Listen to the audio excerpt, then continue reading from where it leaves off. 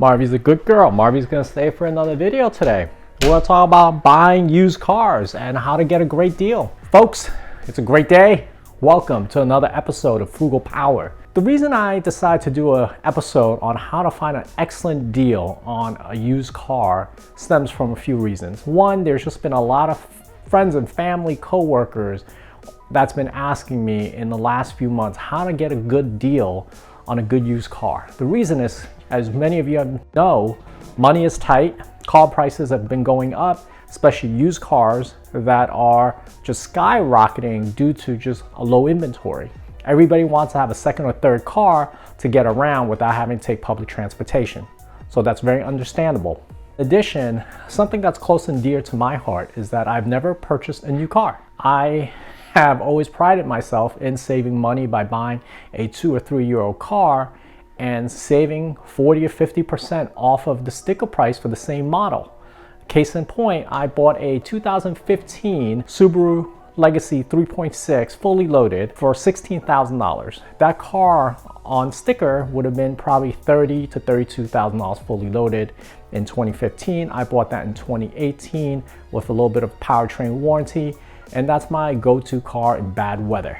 The other thing that's motivated me to do this video for everybody is just to put some knowledge out there. I think a lot of folks who have never purchased a used car are kind of afraid of what to look for and how to spot a good deal. Most of us don't want to come back with a lemon. So I would want to take this opportunity to help you and give you some ideas of what I have done in terms of landing good deals and cars that I have driven for the last 10 to 15 years. I have driven a 2004 Nissan Pathfinder, bought used in 2007 and still in our driveway. That's my Home Depot work car for anything that requires moving things. I also have a 2005 Acura that I bought in 2008, 3-year-old car for $15,500, and that I have driven across from New York to California, back to Florida, all over, and that car is still in the garage.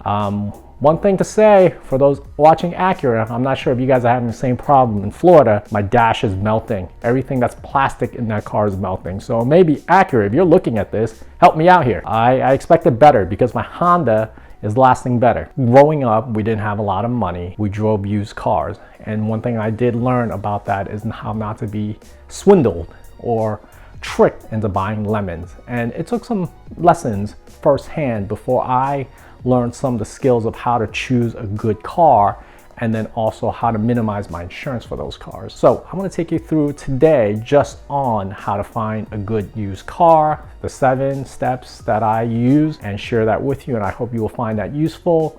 But with that said, I'm gonna give you a quick tour of the Honda that I bought in California and drove back in 2015. Car's been running really well, no issues other than a small minor door handle thing that I had to take to the dealership to get fixed. But all in all, I've spent less than $400 in the last 5 years for maintenance, including oil changes and a brake job that I did on my own. So I hope you will find this useful, and as part of staying frugal, let's take a quick look.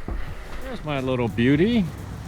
Let's do a quick tour of this vehicle that I purchased in 2015. It's a 2006 Honda Accord EXL with navigation, 6 cylinders, about 244 horsepower if I remember correctly. Just a quick walk around.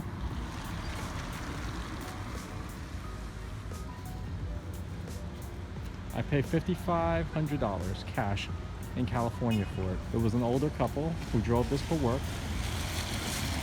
and they had a long commute every day in the LA area. I'll tell you guys, after 5+ years of driving this Honda Accord, I have not had issues with it. Air conditioning, everything has been flawless. One time where the main console here, this, burnt and my doors were locking automatically.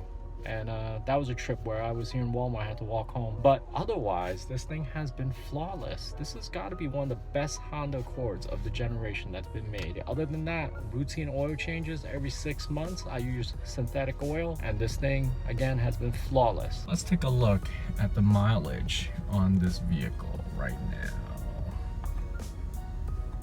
65, we have 7% oil life, 183.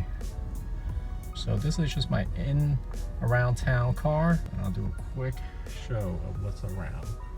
Not bad for these years. It has a GPS unit, touchscreen too. Look, still does a lot of stuff. Address, CD player works. Syracuse.com, and she joins us now from Rochester, New York. Welcome to the program. Sound Thank system's you so much not bad. for having me. Let's first establish Leather that your mother seats. was not one of the people who entered the Capitol. So this is the engine bay, nice and clean. And back in 2017, as you guys can see, there's a battery from Costco. I changed the belt for $50, and don't mind the leaves over there. But the engine is still humming beautifully. And I'll tell you guys something else about Hondas. They really designed something well in the old days where you can lock your trunk right here with a key. Guys, hope that was a good tour. And by the way, it was shot on a different day, as you know. I actually took that car to Walmart because it was one of those mornings that I really want to get a great deal on some of the protein, organic, fresh cut meat over at Walmart. And so I shot that on a different day. But I'm going to put my notes up here. I'm going to put the description as well for those that are interested in taking a look. So this is what I have as we're going through the process of looking through a car. And I am going to walk you through these main notes, okay? Folks, I am going to open my browser. I'm gonna go to Cargurus, and I like to use Cargurus generally for looking for cars with a breakdown of great deals, good deals, fair deals, and also outrageously expensive deals. So I'm going to use the Subaru Legacy that I was looking for. I'm driving as an example. So let's go back 3 years as this example from a 2017, 2018. I also like to look at cars that's a little outside the geographic metro area. They don't want to go far to look for a car, but those are where some of the best deals are. So as an example, I went to Bob Steele Chevrolet near the Space Coast for my car. It was about 60 miles. It was an hour drive. It just happens that day we were going to the beach and I saw the car and I said, I'm gonna hop by and take a look. And a big shout out to Bob Steele and their team. They were just cordial, nice, no pressure. They just gave me the key to just drive that car and come back whenever I wanted, even though I left my other car there. So they knew that I was coming back. Nonetheless, they're just great people to work with, and I just had a very positive experience with their dealership in the used car.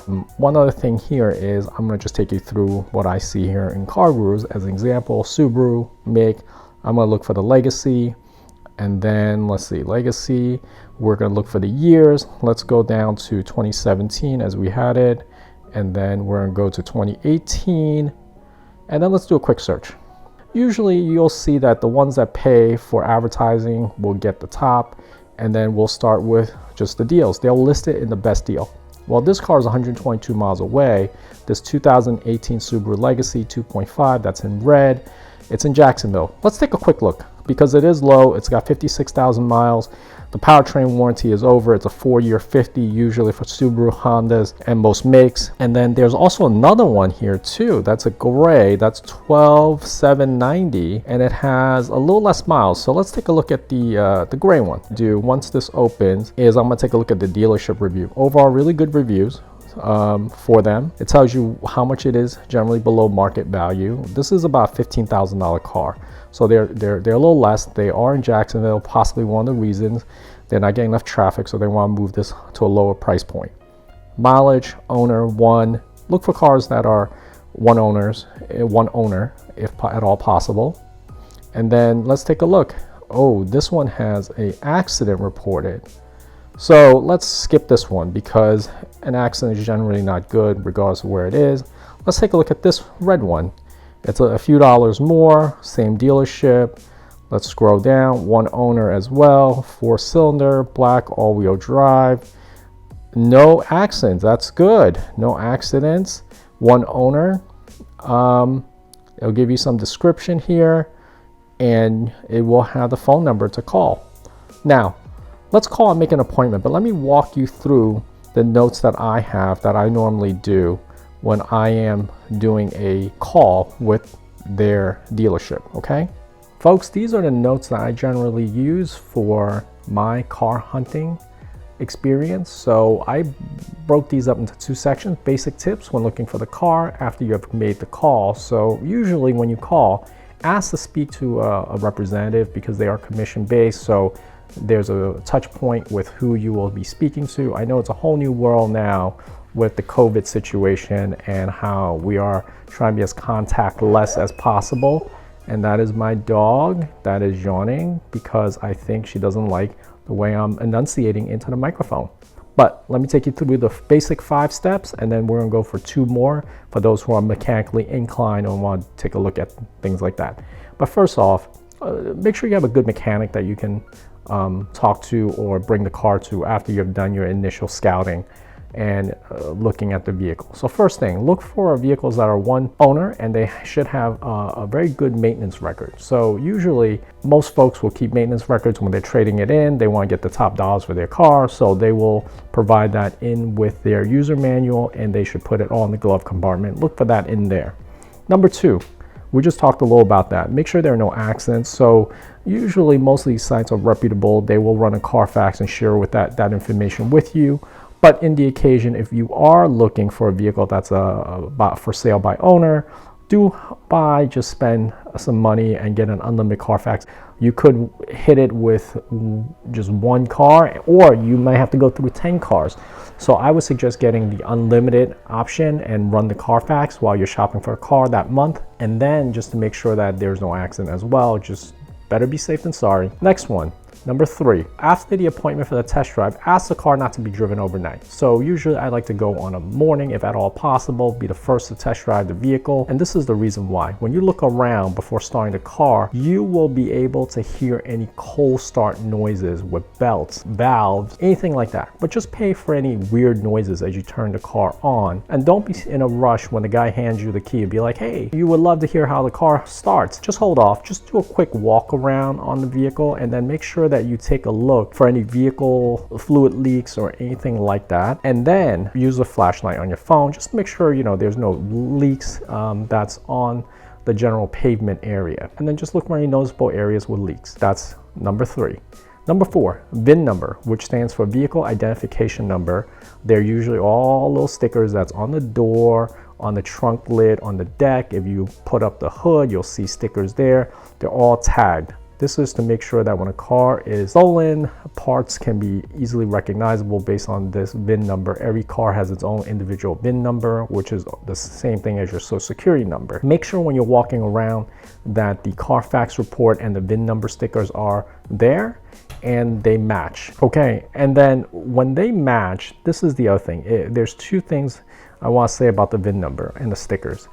If on doors and general areas where there should be a sticker, when there's no sticker, just pay attention to the bodywork. The reason is the car may have been in an accident, and the reason the sticker is missing is that the stickers either are covered over or removed as a part of the bodywork that's being done. And I've also seen situations where bodywork has been done and people try to fake the VIN number by putting another vehicle's VIN number on the sticker. Now, I may start with the similar numbers just so that it looks like it's present, but just do your due diligence. Just be careful to make sure all the numbers match. And it's easy if you look at the first 3, middle 3, and last 4, and you'll be able to spot if there's any differences. But just do pay attention to that. The other thing is look at the tires. When you're turning on the car, turn the steering wheel around, see if there's any noises. That's just before you even go for the test drive. Turn the steering wheel all the way to the left, look at the tires. Turn the steering wheel all the way to the right, look at the tires, look at the tread, see if there's any noise when you're doing that, or if there's also any uneven wear on the tires. That could be an alignment issue. And then make sure, if you could, the brand and the model of the tires all match. And there's been great YouTube videos on just looking at the size of the tires and things like that.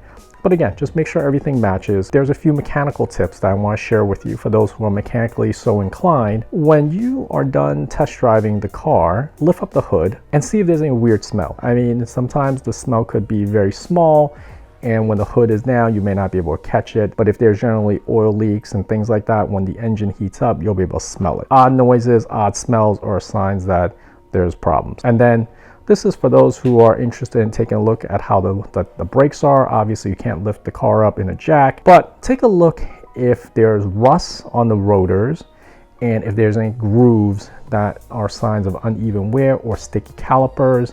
I know these are probably a little more mechanically inclined tips, but You can hit me up in the comments if you have any additional questions about what they look like, and I'll be happy to post some pictures.